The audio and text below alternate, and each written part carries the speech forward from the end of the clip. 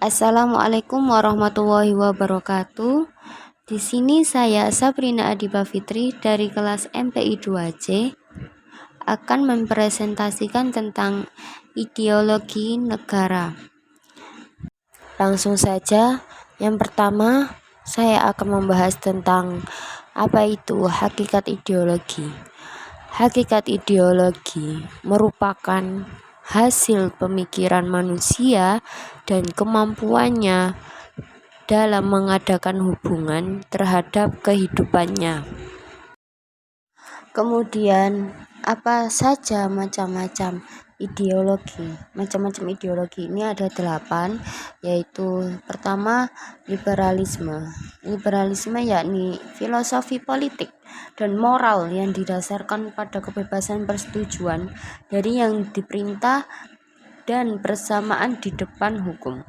Yang kedua kapitalisme. Kapitalisme adalah sistem ekonomi yang didasarkan pada kepemilikan pribadi atas alat-alat produksi dan operasinya untuk keuntungan. Yang ketiga kolonialisme. Kolonialisme merupakan paham mengenai penguasaan oleh suatu negara atau bangsa lain dengan maksud memperluas wilayah negaranya. Yang keempat yaitu sosialisme. Sosialisme adalah sistem ekonomi dan politik kerakyatan yang didasarkan pada kepemilikan publik. Yang kelima, komunisme. Komunisme adalah ideologi dan gerakan filosofis, sosial, politik, dan ekonomi, dan tujuannya adalah pembentukan masyarakat komunis. Yang keenam, nasionalisme. Nasionalisme adalah ideologi di mana orang-orang yang percaya bahwa bangsa mereka lebih unggul dari yang lain. Yang ketujuh, fasisme. Fasisme ini juga merupakan turunan ideologi sosialisme. Ideologi ini dirintis oleh B. Mussolini yang artinya menyusun negara yang otoriter serta totaliter.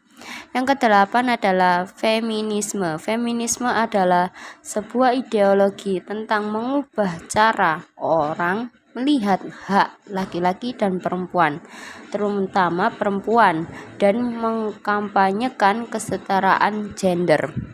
Selanjutnya, apa peranan ideologi bagi suatu negara? Ideologi juga berperan membentuk serta memberikan identitas kelompok atau bangsa sehingga membedakannya dengan bangsa lain. Dalam artian, ideologi ini berperan mempersatukan suatu bangsa yang berarti berperan mewujudkan integrasi nasional suatu bangsa. Urgensi Pancasila sebagai ideologi negara.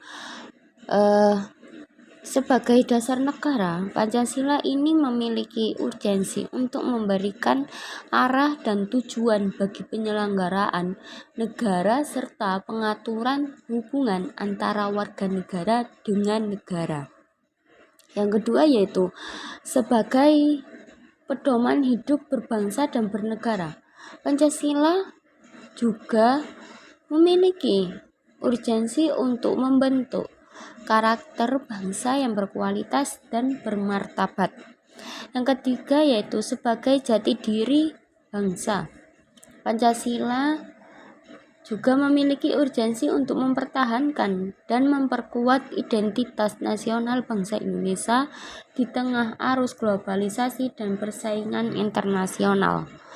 Yang terakhir yaitu sebagai perekat bangsa.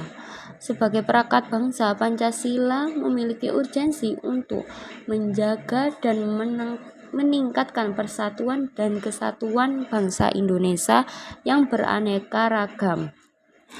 Nah, yang terakhir yaitu perbandingan ideologi Pancasila dengan ideologi liberalisme, komunisme, sekularisme, dan ideologi keagamaan. Ideologi Pancasila merupakan nilai-nilai luhur budaya dan religius bagi bangsa Indonesia. Perbandingannya dengan ideologi liberalisme merupakan pandangan filsafat dan tradisi politik yang didasarkan pada pemahaman bahwa kebebasan dan persamaan hak adalah nilai politik yang utama.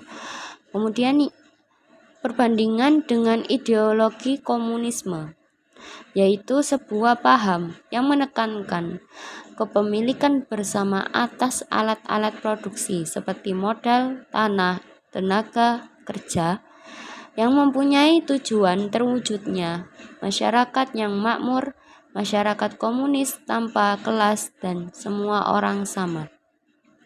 Lalu kemudian perbandingan dengan ideologi sekulerisme adalah sebuah ideologi yang menyatakan bahwa sebuah institusi atau badan negara harus berdiri terpisah dari agama atau kepercayaan. Dan terakhir, perbandingan dengan ideologi keagamaan, yaitu ideologi yang bersumber pada falsafah agama yang tercantum dalam kitab suci agama. Sekian dari saya. Apabila ada salah kata atau perbuatan, mohon dimaafkan. Wabillahi taufik wal hidayah. Wassalamualaikum warahmatullahi wabarakatuh. Terima kasih.